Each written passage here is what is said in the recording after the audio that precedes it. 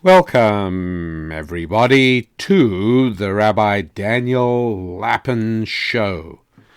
And let me just announce that if we've got any clowns, creeps, crooks, and cranks listening, please hang up or go and listen to something else.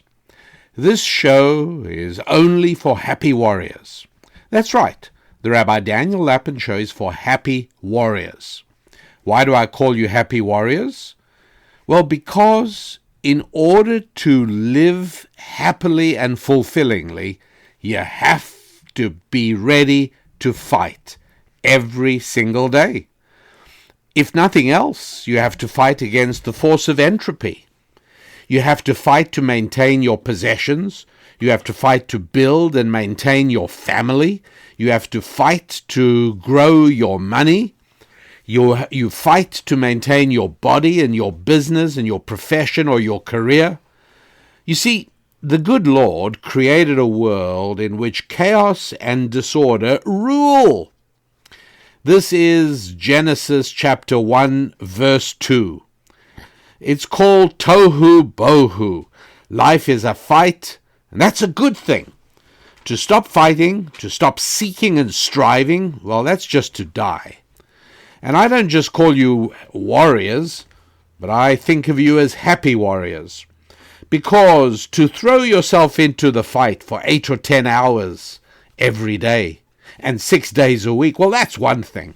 But to do all that with a debonair smile on your face and a jaunty pace to your stride, with a cheerful greeting to all you meet, whether you yet know them or not, well, to do all that while generating an irrepressible surge of happiness welling up in your soul, well, that means you are spiritually grounded in everything that is life-affirming, devoted to your faith, your families, your finances, and your friends, knowing that, yes, you can triumph over all those clowns, creeps, crooks, and cranks who both intentionally and unknowingly promote a dark abyss of satanic secular socialism and all the many destructive and evil social pathologies that it generates.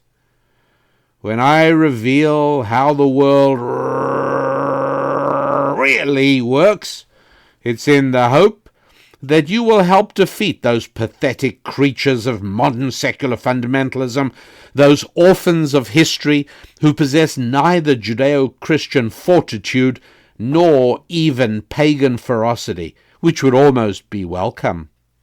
Those hideous hermaphrodites and fanatical feminists running media, education, government bureaucracies, who possess neither the strength of men nor the intuitive wisdom of women, but they do a lot of damage, don't they?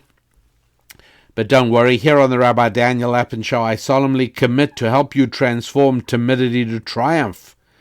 Together we will replace diffidence with determination, and we will displace the divided counsels of doubt with the steady eyes and firm hearts of those who, just like us, know where they are going and know just how they're going to get there. We strive for success, first with our families, with our faith, then our finances and our friends, forming bonds of the like-minded, after which we will be ready to take on the formidable task of saving our frighteningly fragile civilization from those who would force us to surrender our freedoms and our souls to the whims and the dictates of those who consider themselves to be our superiors, our elites, our betters, our bosses, our rulers. But before we change the world, we have to change ourselves. And what a good start we have. Each of you happy warriors, a gentle giant with a huge and humble heart. Yes, we'll succeed. But before we make the world a better place, we have to make our homes and businesses better places. And then our efforts and our dreams become leveraged, and together we achieve so much more. Look, the two surefire ways of building a bridge over the dark abyss of mortality is by building a family, building our finances, and connecting with others who share your worldview, or even others who share part of your worldview. Now, don't think I don't know that this show would of course be far more dramatic if I loudly proclaimed how we have to throw ourselves into the task of overturning the tyranny of the Veterans Administration, destroying the incompetence of the Post Office and of Amtrak, defying the dictators of the Internal Revenue Service, pulling down the venal and self-interested politicians on the national and state levels, batter the bureaucrats into submission, and generally take to the ramparts. But only very rarely do those kinds of revolutions bring happy endings. Instead of taking to the streets, let's remember that 21st century secular fundamentalism is a religion, a militant faith. It's a community of belief and shared values, dogmas, heresies, sacraments, with its own fanatics and saints and devils and halos and horns. And like any religion, it thrives under suppression. Instead of confronting it on the streets, we should help one another build the basic interpersonal institutions of civilized society, families and homes, businesses and civic organizations. By building up our lives and those of our family and friends, we little by little change the culture, we change the country, and we change the world, one heart at a time. Now, I have the difficult and infrequent challenge of apologizing for an error. Yes, last week I spoke about seeing no reason for grounding the 737 MAX aircraft. Well, a week has gone by, and in the world of aerospace, a week is almost a lifetime. And I actually feel that I was wrong. Although the evidence for it was not yet visible, there probably was every reason to ground the 737 MAX, and to do so with considerable alacrity, I'm afraid. As a matter of fact, it is my sad duty to inform you that the people who got it right were the Chinese. They grounded all the 737 MAXs in their fleet, and they did so very rapidly indeed. Now, to be honest, while China was the first country to ground the 737 MAX, while meanwhile our own Federal Aviation Administration, our own FAA, was assuring the world that the aircraft was safe to fly, pretty much everyone except Canada followed China's lead. And I guess what we have to look into here is the inevitable political sideshow. I was wrong in thinking that this was a story only about technology. It was a story only about airplanes and thrust and stalling, and I spoke about all that last week. And by the way, some of you really hurt my feelings. You know, you can always communicate with me by sending me an email from our website, right? You know about that. You go to rabbidaniellapin.com and you can send me an email, and that's exactly what a number of people did last week. And after last week's show, I got many of these letters saying, hey, I just had my eyes glaze over when you started talking about aircraft characteristics and the MCAS system, and you spoke about elevators and stabilizers and trim tabs. You just lost us. Ladies and gentlemen, that really hurts my feelings, because the truth is that happy warriors have to know how the world really works and how heavier than air machines fly is part of how the world really works. I do understand that many of you are not that interested, and yes, it is a majority of women whose eyes glaze over when I speak about the aircraft, but you shouldn't. After all, I don't even let Mrs. Lappen's eyes glaze over when I spend a good part of a dinner time sharing with her my excitement at finally understanding how an electronic circuit works, or indeed how the MCAS stall avoidance system that Boeing set up on their 737 MAXs work. And I will admit that if I look very carefully, I do see her eyes glazing slightly.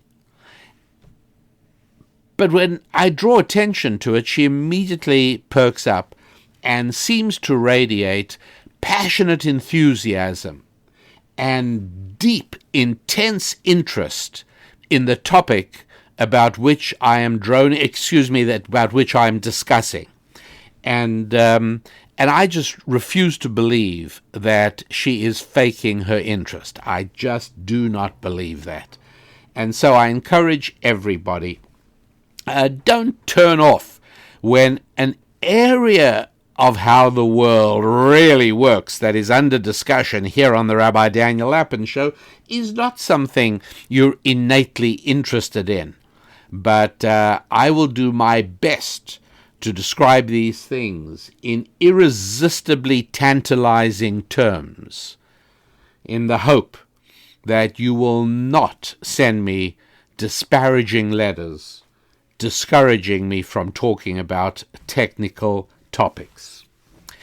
Well, there is a little more technical information that I am going to tell you about, but I also have to immediately let you know about some of the political aspects of this.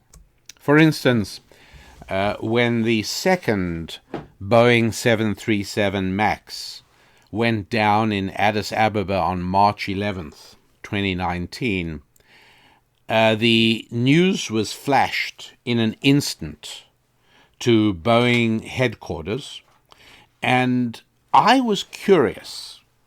The man who is head of Boeing, a very competent CEO by the name of Dennis Muilenburg, he's been head since about 2015, I think.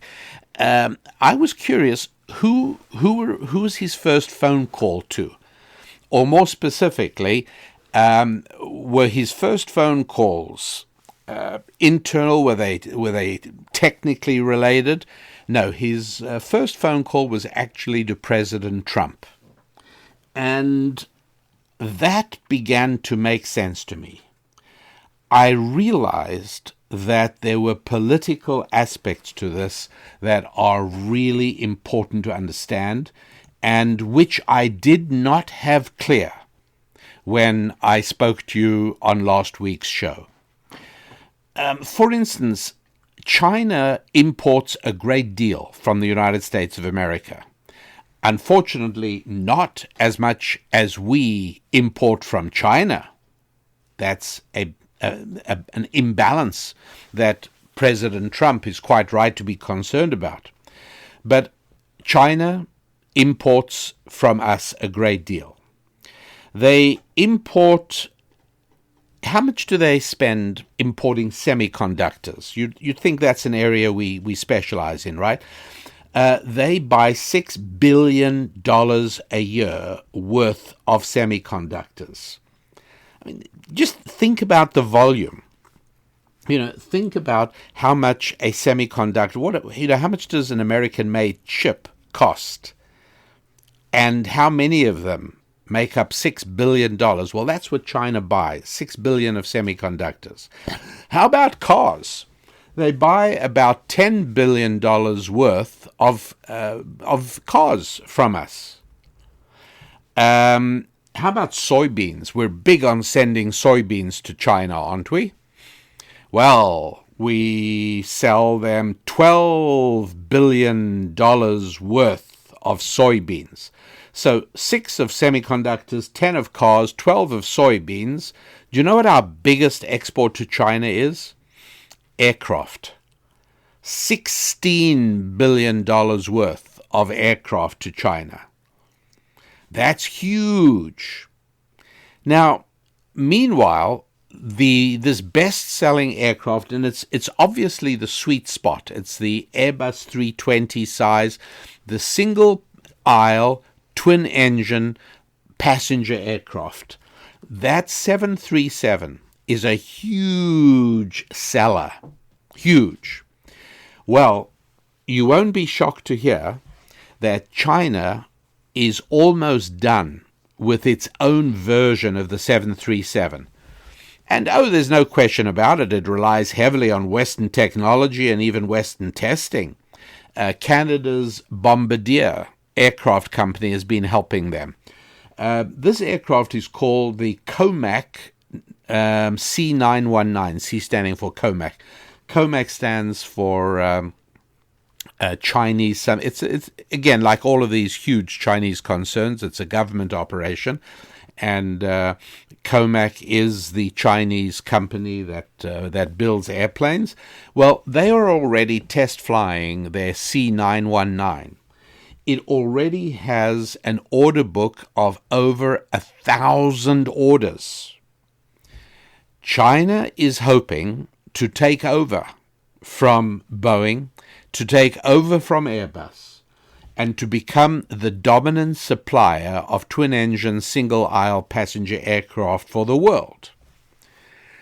The C919 uses the same LEAP engine, L-E-A-P, the same LEAP engine that is used on the 737 MAX. Okay, and that brings us partially to the technical side of the story, why changes had to be made to the airplane when they substituted the MAX, when they substituted the engine for the LEAP engine. The LEAP engine is manufactured by a joint venture of General Electric in the United States, and General Electric has been building aircraft engines for years. For many years, you actually remember seeing the GE sign on the side of the engine nacelle. If you had a window seat, you could look out. You'd often see the GE logo on the engine. You sometimes would see the double R of Rolls-Royce on the engine. Well, now the engine is the LEAP engine. It's made by this joint venture company called CFM. I'm not sure what CFM stands for. Charlie, Frederick, Mike. Okay, CFM. And as I say, CFM is a mix between General Electric and a French company called Safran Aircraft Engines, which has also gone through several iterations. It was another French company before that. But in any event, CFM, America and France together, build this incredibly efficient, very modern, high bypass turbofan engine called the LEAP. And LEAP stands for something, I don't remember exactly. It's just a marketing term, leading edge aviation propulsion.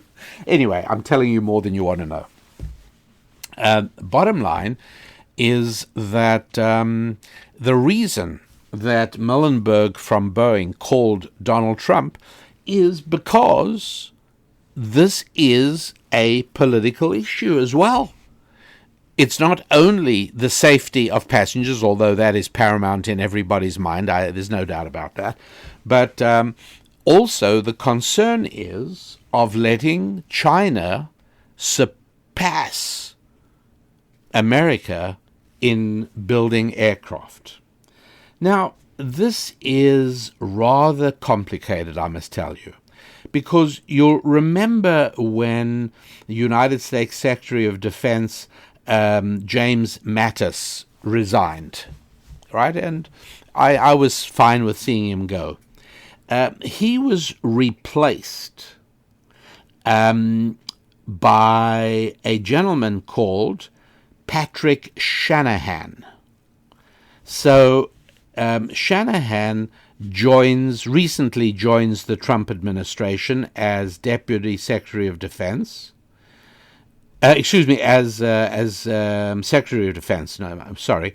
But here's the complicated part. From 1986 to 2017, that's 30 years. Guess where Mr. Patrick Shanahan worked? Yep, he was a high-ranking executive at the Boeing aircraft company. Do you see what we have going on here?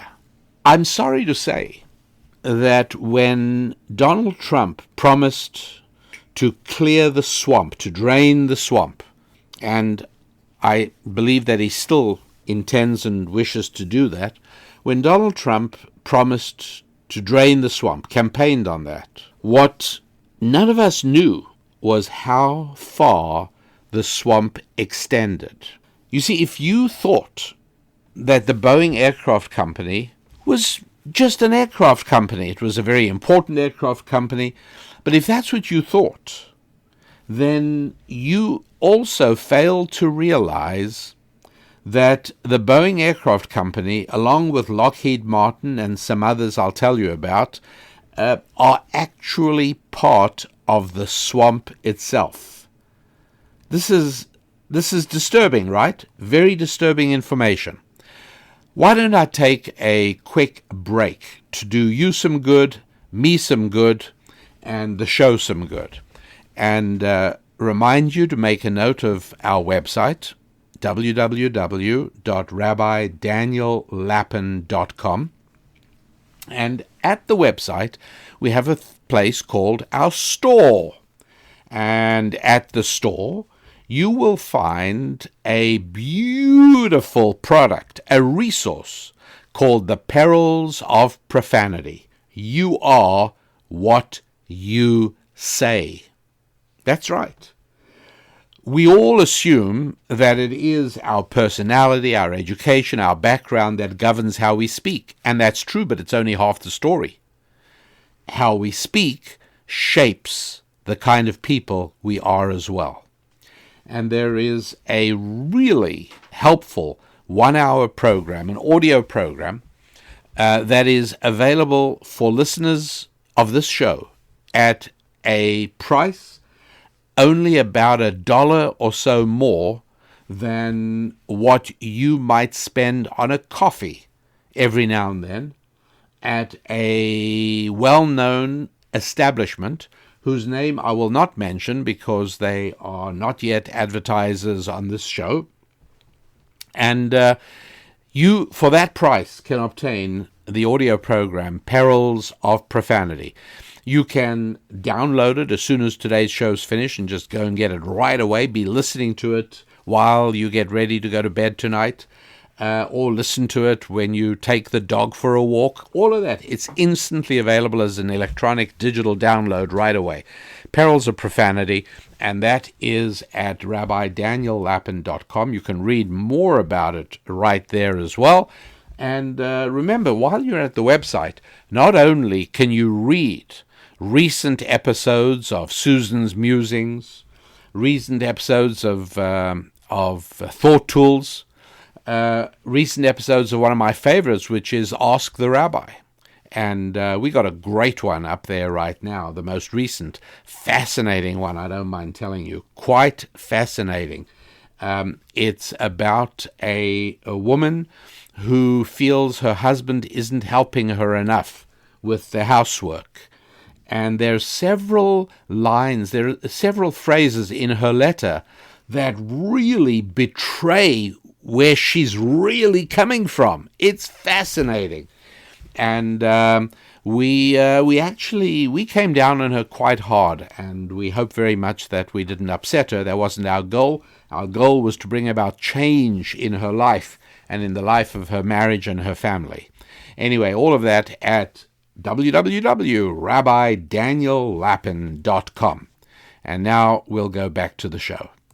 It really is with deep misgivings and with dark dismay that I tell you that not only has the Boeing aircraft company taken a real hit and got a black eye in the international marketplace, but perhaps even more seriously, the FAA has also taken a blow to its prestige, because the way it is looking to the rest of the world right now is that the FAA went soft on Boeing in the first place in certifying the MAX aircraft, and then went slow on grounding the aircraft after they should have known, and Boeing almost certainly did know, that it was this MCAS problem in the aircraft itself. And so we have no option now. Please, and I speak particularly to all you beautiful lady happy warriors, don't turn off now, just because I'm going to spend a few moments on the technical side of the airplane. You'll enjoy it, really. I will gently seduce you into the topic. Don't go away, all right? All right, we're talking about the 737. Let me invite you into a children's playground. And I ask you to imagine standing behind a child sitting in a conventional, old-fashioned swing. And the child begs you to give him or her a push. And so you apply your palm to the child's back and you give a firm, long shove. And the child moves how? In an arc upwards. Well, obviously, you say, because the swing is suspended by a chain from the fulcrum on the overhead bar. And so, sure, although the push you applied to the child's back was actually a horizontal push, you didn't give any upward push, you just gave a straightforward push ahead. Nonetheless, the physics of the situation means that the child actually flies upwards. Now, sticking with the theme of children and toys, now, if you would, imagine a model sailboat, would you? Like maybe the size of a shoebox. And it's floating in a shallow swimming pool. And you're standing in the pool. Now, this model sailboat has a mast. Right, about a third of the way back from the front of the boat, which we like to call the bow, stands a mast to carry its sails. And that mast on our model might stand about 2 feet high if it was in scale. Now, I ask you to imagine what happens if you push the mast forward, if you try and move the boat through the water by exerting a forward push on the top of the mast. Do you see that the bow, the front part of the boat, will dig into the water? In other words, applying that push away from the center of gravity, if you apply it, up at the top of the mast, not only are you moving the boat forward, but you're also making its bow down into the water. You're pushing the boat downwards, not only forwards. Now, instead of that, now place your finger at the back of the boat, we call it the stern, and apply a forward push to the boat at its underwater point. In other words, you are now playing the role of an outboard motor propeller. And now push. Well, now you're going to find that the boat goes forward, but in this case, the bow rises.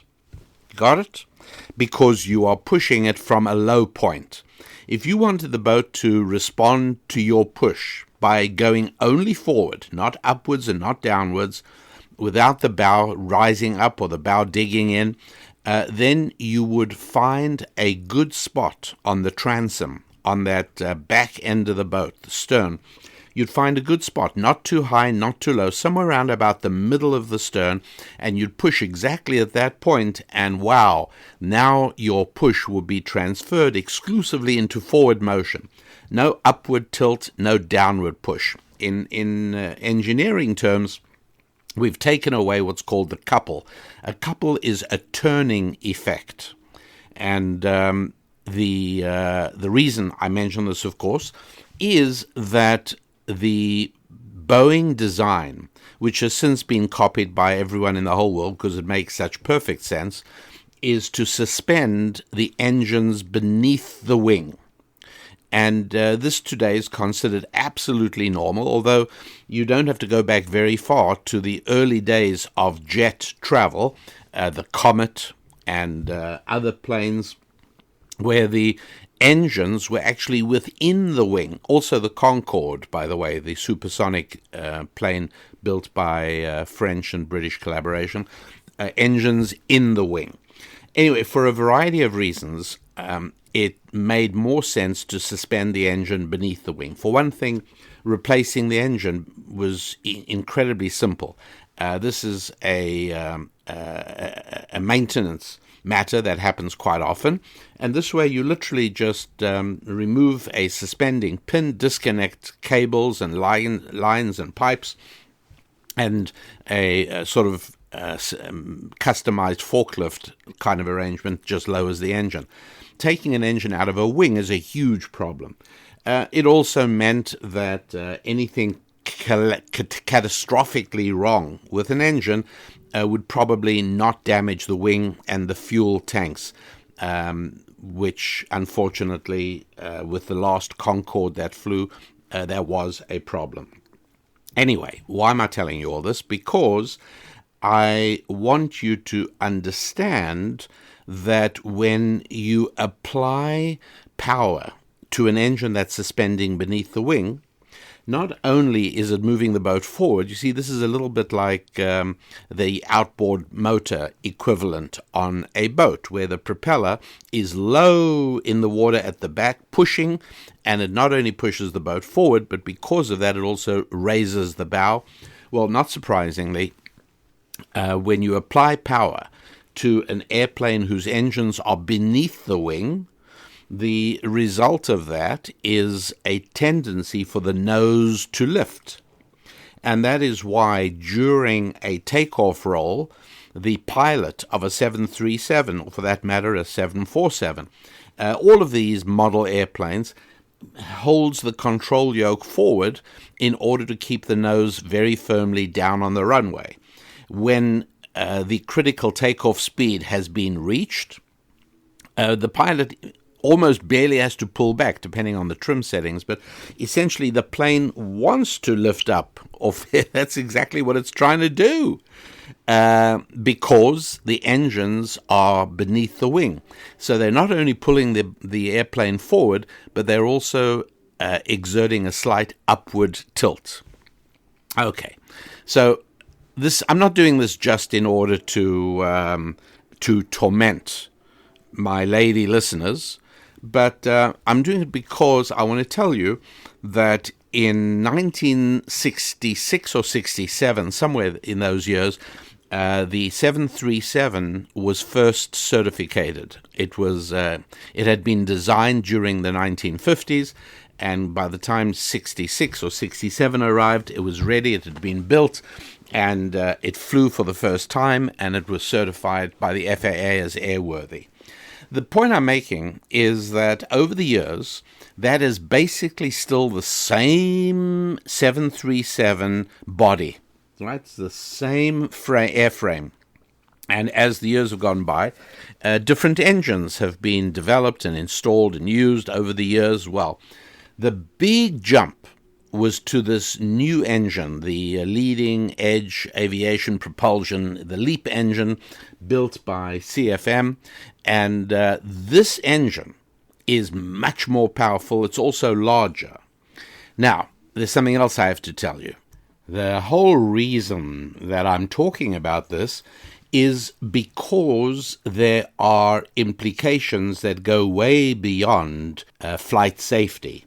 But before I go into the stock price of Boeing and its impact on the economy of the United States, and what the recent 2 accidents of the 737 MAX are doing or not doing to the stock price, and how this could be happening, I will talk for just a moment about the resource that is available for a special price to listeners of this show at rabbidaniellapin.com.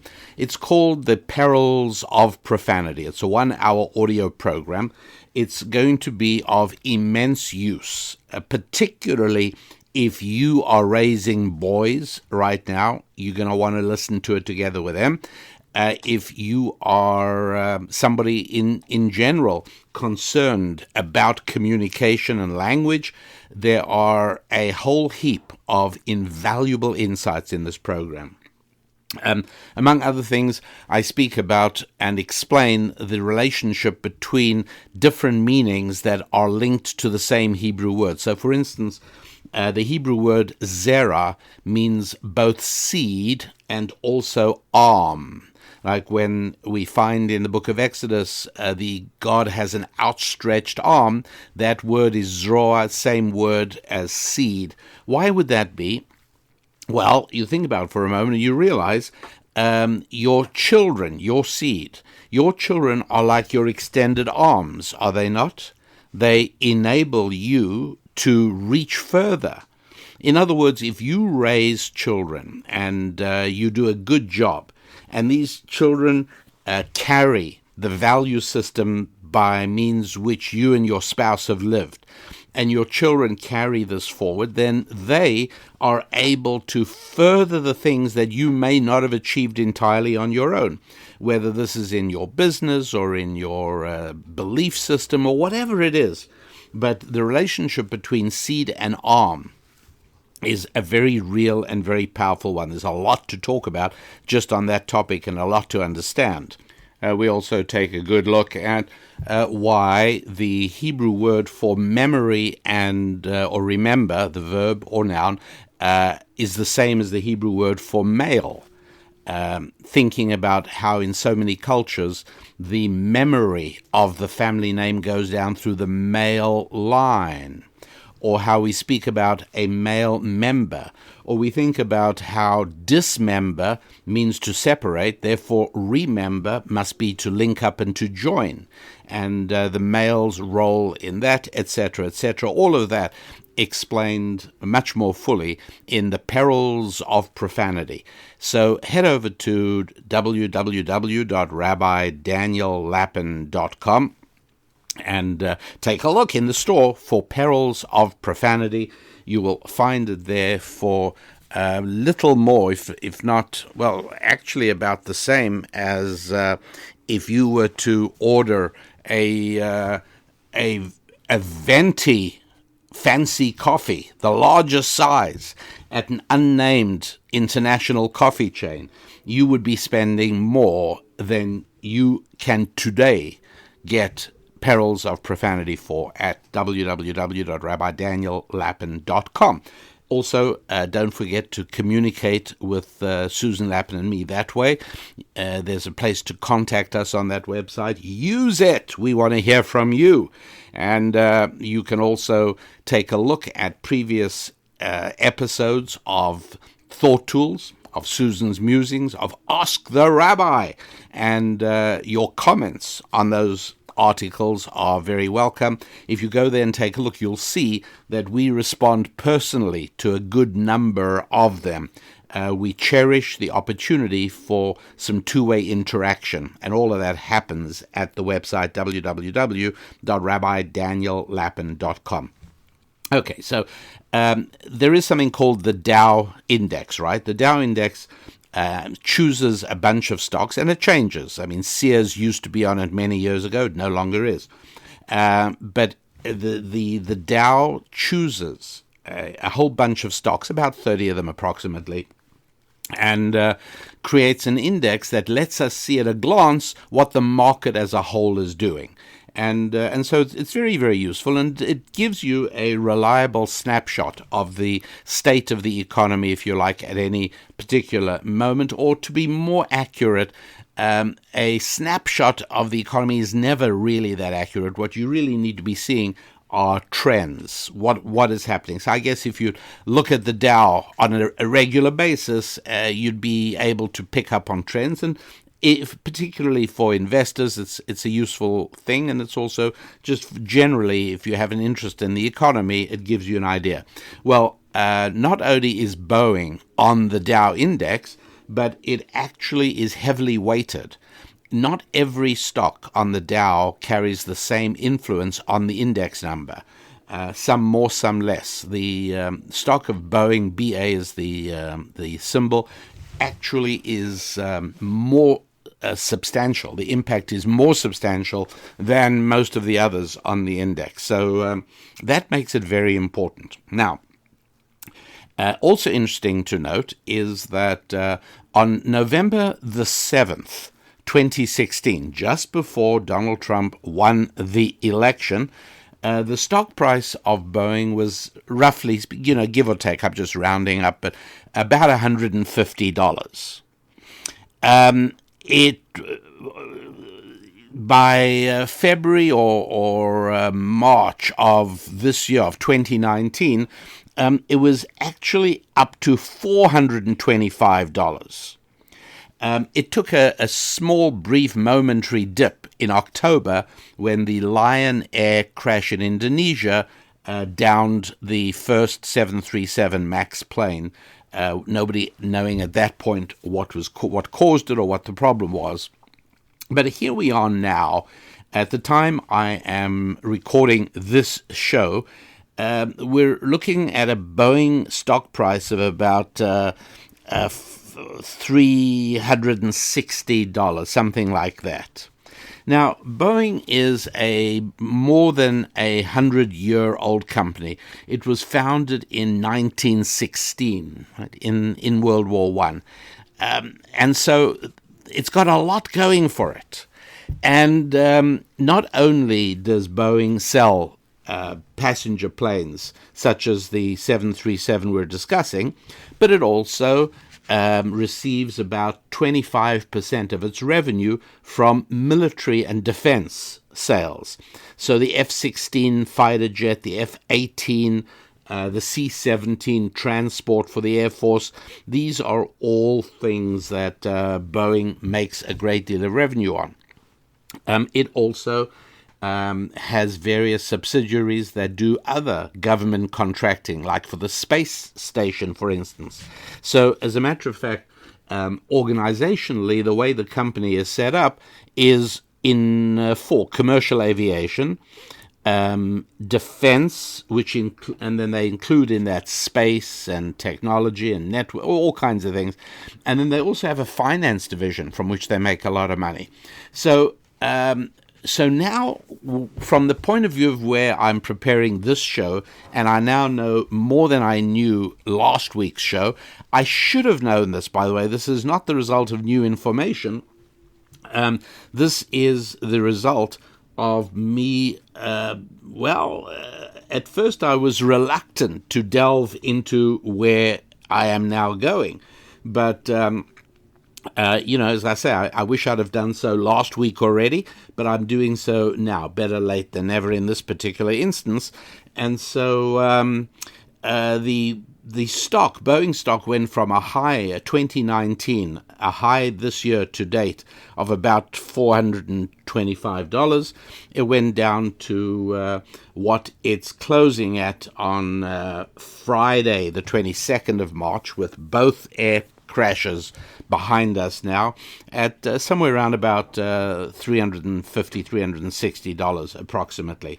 So it's a drop from the highest of this year, but it's not a big drop over the last couple of weeks. It's sort of been around there.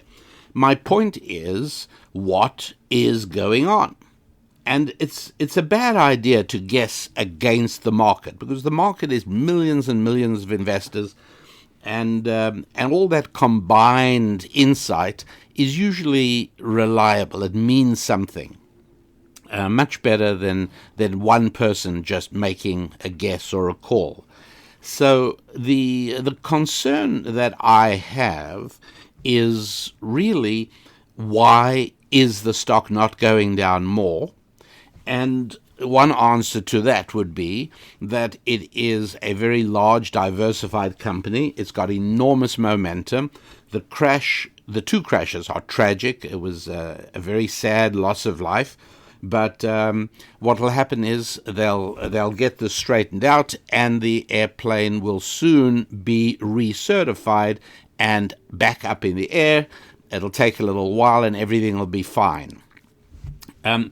I am, and of course, look, I'm certainly not giving investment advice, but I am a little bit more concerned than this, and I'll tell you why. It's all a case of culpability, perception, reputation. Did Boeing actually do anything wrong? How will people feel about it? What might be long-term impact on reputation? These are all very real factors. So let's go back. Remember, I told you that the Boeing 737 first flew in 1967. The airplane at that point was fitted with two Pratt & Whitney engines, JT8s or something like that. The designation is not that important. If you're interested, it's fairly easy to find out. But the engines had a thrust of around about 20,000 pounds each, right, for a total 40,000 pounds thrust. Again, exactly what pounds thrust are, we don't have to worry about for the moment. Just think of it as a number that tells you how strong the engines were. Time went by, and they moved to a CFM. Remember, I told you about CFM, an airplane manufacturer that is a joint venture between France and America. Our General Electric, France's something else, I can't pronounce it. And so at a certain point, I'm thinking 1980s perhaps, but I'm not 100% sure, Boeing switched engines from the Pratt & Whitney to a CFM turbofan, a stronger engine. But that was when you started seeing for the first time the very distinctive flattened bottom of the engine. Is that something you've noticed while looking at a 737, or if you watch one taxiing towards you, you're going to notice that the engine, looking at it from the front, the engine isn't a perfect sphere. It's not a complete circle. What happens is the bottom is flattened. Why is that? Well, they put a newer engine, a bigger engine, on an older airframe, and that meant because the engine had a bigger diameter than the old engines, it was going to be closer to the ground, and it's a case of ground clearance. One of the big concerns is the vacuum cleaner effect. You cannot believe the suction at the front of a modern aircraft jet engine getting ready to take off. By the way, so strong that it can be fatal. It can literally, if somebody were foolhardy enough to actually walk past the front of an engine while it's spooling up, there is every possibility, if not probability, of a human being sucked off their feet and sucked against the engine. And so we're talking about a very, very powerful vacuum. Imagine what this does to dirt and debris while it's taxiing. It could be stones, rocks, and you've obviously heard about birds, all kinds of things. But the major concern is junk on the runway or on the side in the grass, because the suction area, the suction cone is immense. So to get the engine a little bit higher off the ground, they flattened the bottom of it, and they also adjusted the mounting pylon, because here what they're doing is sticking a big modern brand new engine on an old airframe. And you can't just fiddle as you wish when you're dealing with an aircraft. any kind of significant change needs to be reapproved by the various international agencies. And up till now, the one that has been most highly regarded internationally has been the FAA, the Federal Aviation Administration of the United States of America. The big concern that I've expressed earlier in this show is that China is making a play to become the new most recognized international authority. Look, it sounds bizarre, doesn't it? It sounds crazy that countries around the world are going to look first to China rather than the United States for aircraft certification. It sounds bizarre, but I'm afraid we may well be on the cusp of very bizarre happenings, such as China seizing the lead in commercial aircraft manufacture. It's incredible, but I think that's what we're looking at. And this is why I was so frustrated years ago during the lead up to the November 2016 election and following thereafter, where the left was absolutely obsessed with Vladimir Putin. Oh, the dangers posed by the Russians, the dangers posed by the Russians. Why do you suppose that the secular liberal left was so obsessed with these utterly non-existent threats of the Soviet Union? Oh, no, not Soviet. There's no Soviet Union anymore, of Russia. Oh, they tampered with the elections. And what did Obama do with Israel's elections? I mean, this is not, what are you talking about? You've got China building runways on man-made islands in the South China Sea, and you're worried about Russia putting ads on Facebook? Really? Why do you think that is? Have you thought about it? Why do you think that the left is so intent on putting blinders on its eyes with regard to China, but exaggerates utterly non-existent threats from Russia? The truth is that, I like to think that President Trump wanted to go that way until it became politically impossible. The correct thing, in my view, at this point is an alliance between Russia and America. Hello, same side on so many things. Time has changed. And by the way, something that I think the president does understand is that NATO belongs to yesteryear, right? It's over. We don't need that. Europe doesn't. It's finished. That period of history has happened. We now are swiveling our attention towards Asia. That's the action. That's where it's happening now. Then we come to the latest update to the Boeing 737, remembering that we're still using an airframe that is 50 years old, but now comes 2016 and the arrival of the first 737 MAX 8, and it flies with a new CFM engine with a thrust of about 35,000 pounds approximately. And so, to just compare, the original 737, the power for which the airframe was originally designed 50 years ago, was two 20,000-pound thrust engines for a total thrust of 40,000. Now, the MAX 8, same airframe basically, is flying with a maximum thrust of about 70,000, from 40 to 70. So almost doubling, not quite, but almost doubling the engine power. And obviously, they're more efficient engines, they're quieter, they use less fuel. But bottom line is, let's go back now to the picture I painted for you earlier on of a child on a swing, or of a pushing a model sailboat. When you push from the mast, it tends to force the nose of the boat down into the water. But how about if you push from underneath the boat? Well, now you're pushing the nose of the boat upwards. Well, think about the way that engines are attached to a wing. They're attached beneath. That is the pattern. And therefore, as you increase the power of the engine, the attempt of the engine to not only move the aircraft forward, but also to lift its nose becomes much more pronounced.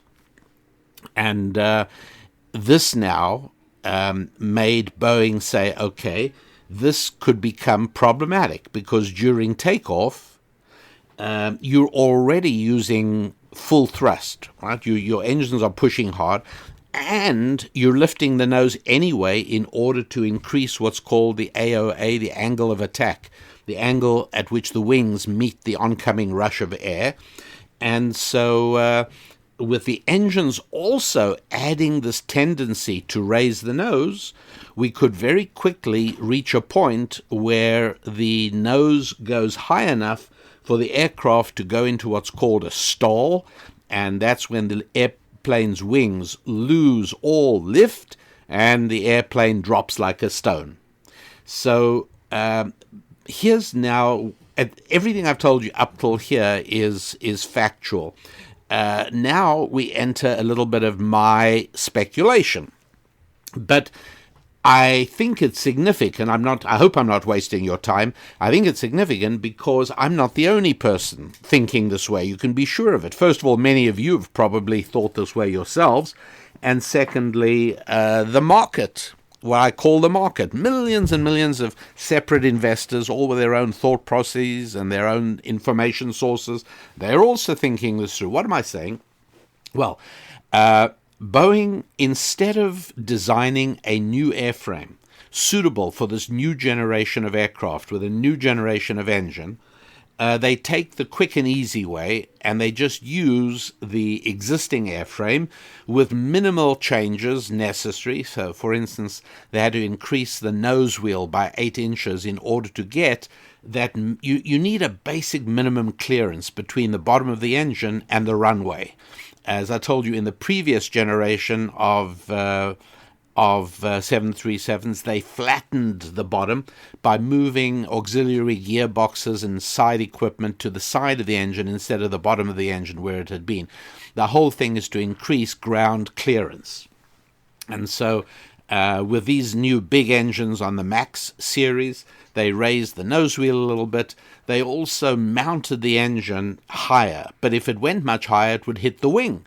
So they moved it forward and up. So you'll see the MAX airplane, if you look at pictures, or even if you happen to visit, or if you are at the airport, you have an opportunity to compare a MAX with a regular. By the way, the split wingtip gives away the MAX, okay, where at the end of the wing, you don't just have a little winglet pointing upwards, but you have a sort of a Y configuration. That would be the MAX. But you'll notice that the engine is mounted much more forward of the wing. That is in order to enable it to get a bit higher. Look, what happens now? Boeing, meaning at this point, so Boeing says, all right, we don't want to go through our whole development of a new airframe. We're going to just use the 50-year-old airframe. We'll make minimal modifications that won't require FAA recertification of the airframe, and we'll put on these great new big engines. But hey, we got a problem, and that is that it can tend to raise its nose beyond what the pilot is planning during takeoff, because these very powerful engines are pushing from the bottom. Therefore, they're causing a rotational couple as well as forward thrust. Boeing says, no problem. We will introduce a software correction. Now, this contradicts Boeing's traditional pattern, which is to keep the airplane pilot very much in the know and very much in command, whereas the Airbus, the European Airbus, their philosophy is much more, let the computer just do its thing. Pilot, what you don't need to know, you don't need to know. Boeing has always taken the position, no, you need to know everything, you're the pilot in command, and again, different people prefer different approaches, neither is right or wrong. But here, Boeing went against their own design philosophy, and they said, look, there's no real reason to tell pilots about this new MCAS system because it's just going to work invisibly in the background, keeping the airplane flying at its best possible angle. So they set up a system that said, okay, we're going to measure angle of attack. How do you do that? Well, you basically have a vane that moves. It's very, very basic. I mean, we're not talking anything very sophisticated. It's like a weather vane, actually. Maybe the old-fashioned weather vanes on top of barns. Well, that's really what it is. There's one on each side, on the outside of the airplane, just about at a little bit behind where the pilot is seated. And you can actually see them. It's not a big thing. I'm going to say it's probably as the same diameter as the mouth of a big red Solo cup, something like that. And it's got a vane. And so this feeds information to the computer, telling it what is the angle between the airplane and the oncoming flow of air, the airstream, because that's the key data we have to know. Now, although there are two indicators, one on the left, one on the right, for some reason the MCAS computer draws information from only one. Wouldn't it have made more sense? Look, this isn't a question, I'm telling you, and you know yourself, it would have made more sense to draw information from both. That way, if either one is malfunctioning, the computer could have had some logic in it that says, hello, if there is a variation between the two sensors, disregard it and tell the pilot to go to manual, something like that.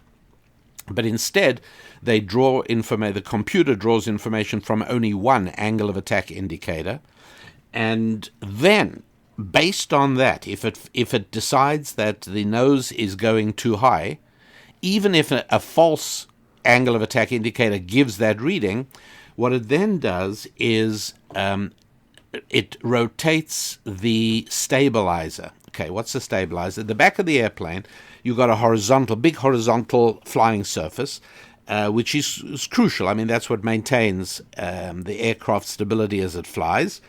And at the back end of that is a thing called the elevator. As the pilot pushes forward on his control yoke, the elevator drops down, which raises the tail, which pushes the nose down. When the pilot pulls back on his control, the elevator goes up, pushes the nose down, which raises the nose of the plane, and pushes the tail down, raising the nose, and so the plane is doing what the pilot says.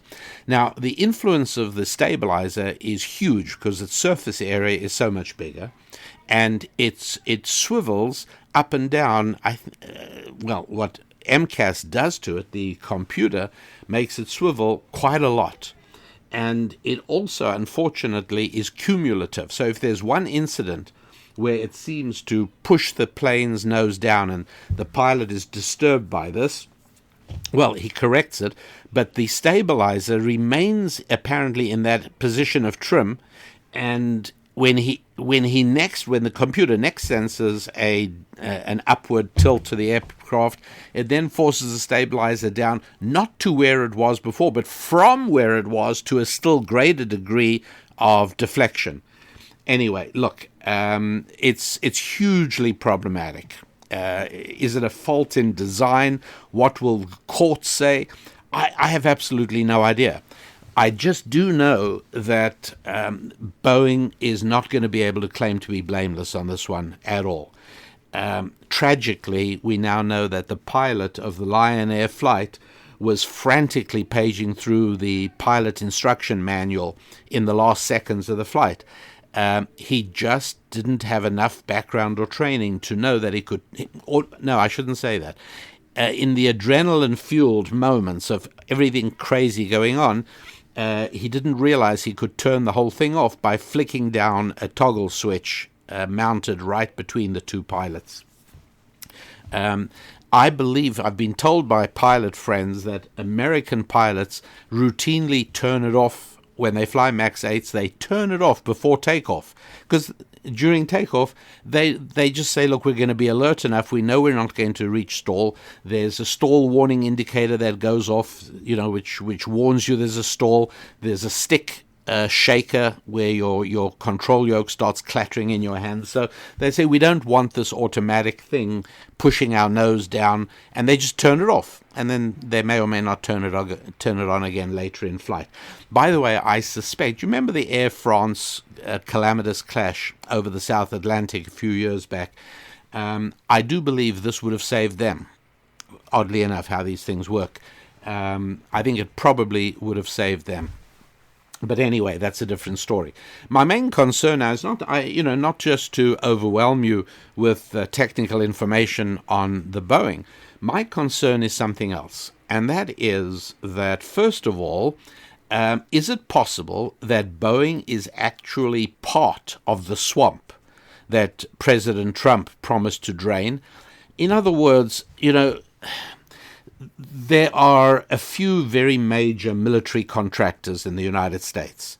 I think Boeing is number 2 or number 3. Let's say it's number 3. Then you've got Lockheed Martin up front. Northrop Grumman it would be the next, I'd say. Just measured, it's very hard because, the amounts of money that each one contracts from the government varies year by year. But Boeing is number 3, Raytheon number 4, General Dynamics number 5. General Dynamics builds submarines and destroyers for the Navy. We're talking about big business.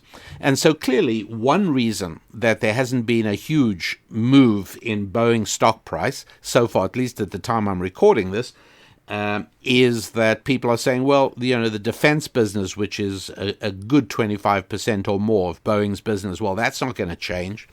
And then all their other stuff. And then, the 737 will be flying again soon enough. Well, that's where I'm not sure they're right. If the 737 is flying again by the end of April, that should be fine. I'm not sure it is, because I think that some of these problems are more serious, and that in order to regain some of its damaged prestige, I think it's quite possible that the Federal Aviation Administration will require a complete recertification process of the entire airplane. That is possible. If that happens, they'll almost inevitably require modifications and changes. So is the 737 going to be flying again soon? Look, I don't know anything more than anybody else. I'm not privy to any secret information at all. But I will say that based on my understanding of things, I don't think we're seeing the 737 flying before the summer. And that's a huge problem. It's a huge problem partially because Boeing at that point takes a serious hit, and that is not good for the American economy. And I do believe that I'm not going to overstate it, but I think for the benefit of America and ultimately of Western civilization, President Trump needs to be reelected. I don't think that's an overstatement. And for President Trump to be elected, the American economy has to be doing well. If Boeing takes a serious hit to its value, that is going to impact the economy. It's not good. I'm not going to harbor any conspiracy fantasies of ways in which people in power can modify and impact and influence Boeing share price to stop it reacting to some of the growing concerns. I'm not going to touch on that, at least not in this particular show. What lies ahead, we shall see. But I am very concerned about America losing preeminence in aviation to China. I think I've told you that China's equivalent of the A320, the Airbus 320, and the 737 is their Comac C919. They've already sold 1,000 of them. The plane is already in test flights, and it'll probably be in service in 2020, next year. There's no question that China is hoping to reach number 1 position very quickly. This is, unfortunately, a major gain for China. Some airlines, including Indonesian airlines, have already cancelled orders for the MAX 8. They've cancelled about 50 airplanes they had on order. Are they going to put orders in for the C919 or the A320? They need the airplanes. So who are they going to buy them from? My bet, they're going to buy the Chinese plane. First of all, it's in the Asia area. Indonesia is there. Number two, COMAC, the Chinese aircraft manufacturing company, is going to be able to offer a deal that no other company is going to be able to match. And so if Indonesia Air replaces their Boeing order with a Chinese C919 order, and other companies follow suit, if little by little countries begin to think that the Chinese safety agencies are more reliable than the Federal Aviation Administration, we're talking about real problems. We're looking at a historic inflection point in which the history books will say, yes, the air crash of a 737 at the end of 2018 and another one in March 2019, yes, that began the downfall of American aviation, because Boeing is American aviation. Look, this is worst case scenario. Heaven forbid. I certainly hope I'm wrong. But I have to tell you that the left, in its obsessive hatred for Donald Trump, is hoping that Americans have harder economic times. If you just take a look at what CNN is saying and you read some of the columns by leftist economists in the New York Times like Krugman and others, you'll see that they are wishing, hoping, and praying for a downturn in the American economy, because they know full well that that would be a prerequisite for Donald Trump not winning re-election in 2020. So this is not just a story about Boeing. This is a story with huge and very important and very significant implications, my friends. For instance, something that does not appear to be widely known or widely discussed, in spite of the fact that it has, I mean, we know, but this is reported. This is a very, very unusual thing, but I want to tell you, in case you don't know, that federal prosecutors have become involved in the Boeing 737 MAX. They have issued a subpoena looking for the documents having to do with the development of the MCAS system on the 737 MAX. And what's so strange about this is that criminal charges are not part of the American pattern for aircraft accident investigations. The Justice Department just doesn't get involved in this. Never happened, as far as I know. It's very unusual for a criminal probe to delve into matters between the FAA and the and Boeing. This is just very unusual. Still, this does happen overseas, by the way, and here in America, our officials have always been very critical when foreign governments like France and South Korea and some others immediately institute criminal probes of some plane manufacturers, executives, and sometimes even pilots after a high-profile crash. And so America's always said, no, leave, this is not a criminal, we got to get to the bottom here. Once you start making it criminal, the voluntary sharing of important data becomes secondary. Anyway, so America used to treat it on a corporate level. Now, for the first time that I'm aware of, the Justice Department is now scrutinizing not just Boeing and this crash in general, but the entire document trail covering the development of the MCAS system in the first place, which is a huge issue, I think. Actually, the only time I can think of, and go ahead, by the way. I mean, if some of you have more information on this or more memory or thoughts, by all means, contact me at the website rabbidaniellapin.com. But the only one I remember back in 96, gosh, that's 20 years ago, more than 20 years ago, in 1996, do you remember that there was a value jet plane that crashed in Florida? It was a DC-9 at that time. And it turned out the reason was that there were certain oxygen canisters down in the cargo bay that they were not properly sealed and they started burning. And it started this major fire in the cargo bay that wiped out the airplane as they tried to return to Miami Airport just after takeoff. In that case, the contractor that was responsible for loading the stuff, their name was Sabertech. They loaded the oxygen canisters in a faulty way, didn't secure stuff, and capped the canisters like they were supposed to.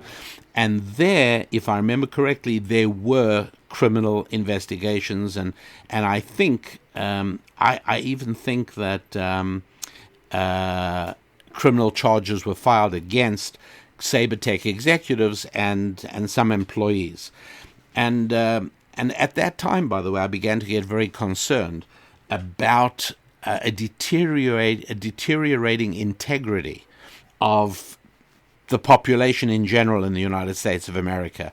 I see the declining integrity as an almost inevitable accompaniment to the secularizing and socializing of society. And I've said it's all very well, if the guy assembling a Jeep in Detroit has developed a don't care attitude, and I'm just going to sit out my time here, do what I have to do, sometimes with intention, sometimes with care, sometimes without. Okay, fine. But if the same guy is in charge of aircraft maintenance or loading dangerous equipment into the cargo bay of a passenger jet, now I am really, really concerned. And that was the last time I remember a criminal investigation involving an air crash of an American carrier. Now, when I speak about catastrophic loss of prestige for the FAA, the Federal Aviation, I'll tell you what I'm basing this on, and that is, again, unprecedented things. We've never seen these things before, where up till now, different countries, most other countries, relied on the certification procedures of our FAA here in the United States. Now, Canada has announced that they will want to issue their own recertification before they lift the grounding ban on the 737 MAX. This has never happened before, my friends. So now, even if the FAA lifts its ban, Canada will not do so until they've done their own inspection and investigation. Not only them, but the Europeans. The European version of our FAA, again, up till now, has always accepted the rulings of the FAA. But they now look and they say the FAA was the last to ground the 737, and they're not going to trust the FAA again. Before they allow the 737 to fly, they want to recertify it themselves as well. And so China comes out looking very good. The FAA comes out looking very bad. These are among the reasons that my conviction at the moment is that the 737 is not going to be flying in May 2019, or even perhaps June, but it may be even longer, which, needless to say, as I said, this very bad for Boeing, by extension, bad for the Dow, bad for the American economy, bad for elections in 2020, all round bad in terms of China growing in strength and prestige, all very disturbing. What makes it so disturbing is because they're decisions that Boeing made, which in hindsight do not look good.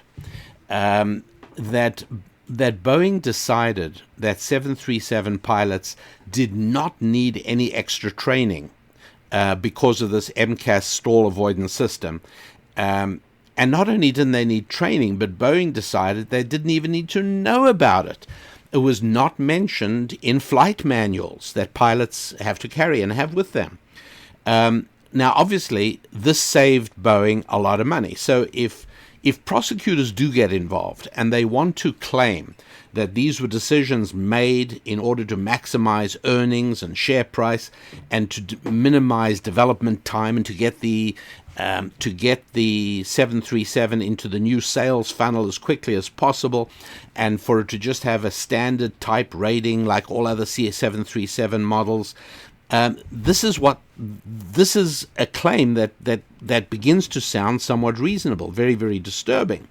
So, they literally didn't tell pilots about the MCAS.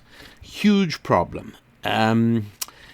The jet sold extraordinarily well, even though it just came out, 2016. But Boeing racks up, they've got a backlog order book of 5,000 airplanes. That's how many of these are needed around the world. Gives you an idea of how hungry China would be to dive in and get a whole bunch of those for their equivalent airplane, which you'll remember I told you uses exactly the same the same engines, which was very clever. I think people would have been a lot more concerned had it been a new Chinese engine. But it isn't. It's the same LEAP engine that the 737 uses. And if China jumps in and gets a whole bunch of those orders, the whole map changes. When Boeing was selling the 737, they told airlines, and you can actually see the sales material of this, they told airlines, buy the 737 MAX, you're going to save millions of dollars because the transition, this is a lot like software changes. You bought one version of Windows and then came the next version, the one after that.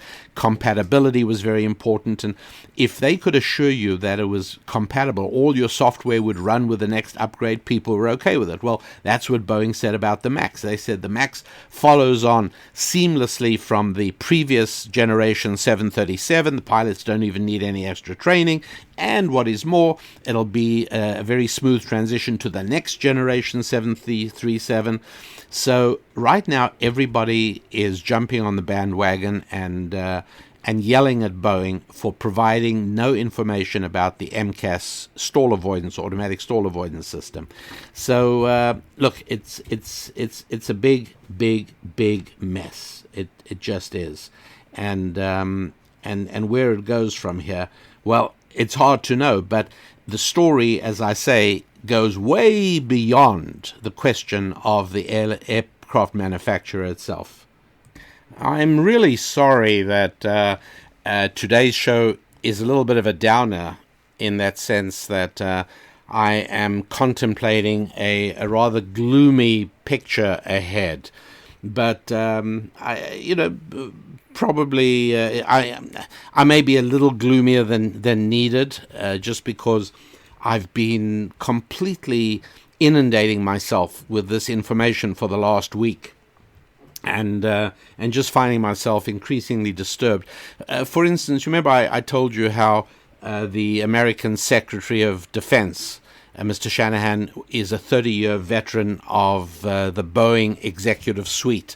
That's not the only connection between the Pentagon, between the government, and between companies like Lockheed Martin, Northrop Grumman, Raytheon, General Dynamics, and Boeing. It begins to look to me as if the swamp extends all the way. And then I ask myself, is it possible that American defense interests are being sacrificed through this kind of corruption? Is it possible that, look, let's put it this way, companies make the most money if they can sell and continue selling older technology, because research and development is expensive. And so, again, you can see it with almost anything, right? If car companies can continue selling you a car that was designed 5 years ago, all the costs of designing that car can be amortized over a much longer period, and they can make much more in the way of profit. The fact that Boeing didn't design a new airplane, but just tacked on these big new engines to a 50-year-old airframe, that looks suspiciously like what we're talking about. And how about if this is happening on every front? Is it possible that building aircraft carriers is not in America's long-term interest. Is that possible? Is it possible that, again, the collaboration and corruption that now seems to exist on these open channels between government, military, and contractors, is it possible that they're buying old technology instead of insisting on new? And new technology is vitally important. Look, I don't know. An aircraft carrier is a very formidable piece of military hardware. There's no question about it. But is it possible that, like the catapult and like all kinds, like the bow and arrow, is it possible that the aircraft carrier is approaching the end of its time of history? Is that possible? Bearing in mind that an aircraft carrier can be disabled by one missile or can be disabled by a submarine, is it possible that aircraft carriers are basically World War II technology? Maybe it isn't the right sort of equipment for now. It's not. I have no idea. I'm just raising the question. Is it possible that we're not recognizing that, again, because of this incestuous relationship? Look, this stuff is horrifying to contemplate and incredibly disturbing, right? And I really want to end on an upbeat, positive note. I really do. You know what I'm going to do? I'm going to tell you one more downer, and then we'll try and finish on a higher note. The only other downer is that Boeing was actually prosecuted back in 2006. I wonder if any of you remember this. I remember it very clearly. I was living in Seattle at the time, and what happened then was that Boeing hired a Pentagon official who then arranged a deal with Boeing, and also it involved corporate espionage against Lockheed Martin. Anyway, the Air Force official who got paid by Boeing and Boeing's CFO at the time were both sentenced to prison, and Boeing's CEO at the time resigned. That was big. The fallout, it was a big scandal, and there was fallout. But what happened then is that it sort of got settled. What were the factors? Partially, I think everyone recognized deep in their hearts that how vital Boeing was to America's defense industry. And I don't know, right now, if this does devolve into a criminal investigation as well, anyway, look, the key thing is how long will it be before Boeing is allowed to fly the 737 again? How long will it be before international companies lift the ban on the 737? And by that time, will it still be possible to salvage the order book? Will orders for the 737 pick up again? Or will Europe's Airbus swoop in and offer sweetheart deals to Indonesian Air and Norwegian Air and a Saudi Arabian airline, not the main one, another one? There are a whole bunch of airlines that are ready to buy these planes right now and cannot buy the 737 MAX. Will they wait, or will they buy the Airbus equivalent, the A320, or even more seriously, from the point of view of what I've been thinking about today, will they buy China's twin-engine, single-aisle passenger plane, the C919? I think we're at a very, very critical point. And as I say, history books, I'm quite sure, will look back and point at this moment in American history as a moment of serious change. I think we're living through something very significant.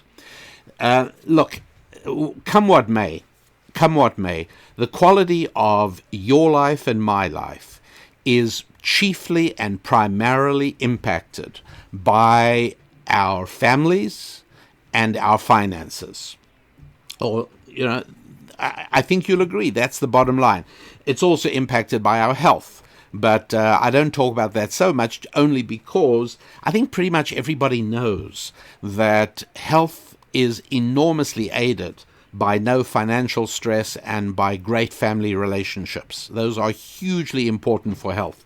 So solve those problems, and you've done pretty much all you can do if you're sane about your health. So that's why I speak about those things, and that's why it is that I started the show today again reminding you that you're happy warriors, and reminding you that with all the turbulence going on in the world, of which this whole discussion is a very significant part, in the final analysis, your quality of life is going to be impacted not so much by what happens to the Boeing investigation, or even whether airlines buy A320s or 737s or C919s. The quality of your life will be impacted by your finances and by your family. And so it would seem to me that those are the areas to focus on. Each and every one of us will do best by strengthening our relationships with friends and with family. If we don't have them, then building those relationships and then nurturing them, and then making sure that we are focused on our revenue, on our ability to relate correctly to our finances.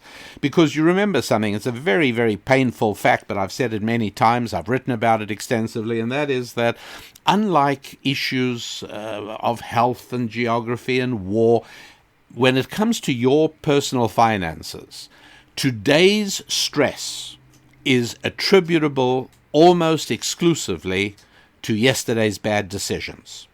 And the good news is that there are more decisions to be made today and tomorrow and the next day, so make sure that those are the right decisions. And for those purposes, the help that I provide are these shows, our television show, which you can catch on tct.tv. Again, at our website, you'll see it all. The income abundance set, the family programs, Madam, I'm Adam. Look, if you're not married, you need to be married. If you are married, your marriage needs to be improved and strengthened. There is a lot to be done. And so the amount of time to spend worrying about Boeing is minimal, because there's really productive, life-changing things that you can do right now with respect to friendships, with respect to finance, with respect to family. And yes, let's not leave out faith, a crucial part of our success in our ordinary day-to-day lives. The website, you'll remember, is rabbidaniellapin.com, www.rabbidaniellapin.com. Read about the resource available at a special price for listeners of this show. It's called Perils of Profanity. You are what you speak. Go to the store. You'll be able to read up more about it, but better than reading about it, just buy it. Good for you, good for me, and good for everyone you come into contact with, your family and your friends, as well as your business relationships. All of that will benefit from things you will learn, tips and tools, techniques and strategies you will pick up from Perils of Profanity. You are what you speak, and you'll find that at www.rabbidaniellapin.com. Hey, be in touch. Love to hear from you, so do it through comments on the website, do it through a message on the website, but whatever it is, we love to hear from you, and we very, very much appreciate your participation in all we do. We are here to serve you. That is our mission. That is our business. And both my wife and I feel deeply privileged to be able to do so. So until next week, my friends, thanks for being with us here on the Rabbi Daniel Lapin Show. Make it a week of really good times with your finances, with your family, with your faith, and with your friendships. Until next week, I'm Rabbi Daniel Lapin. God bless.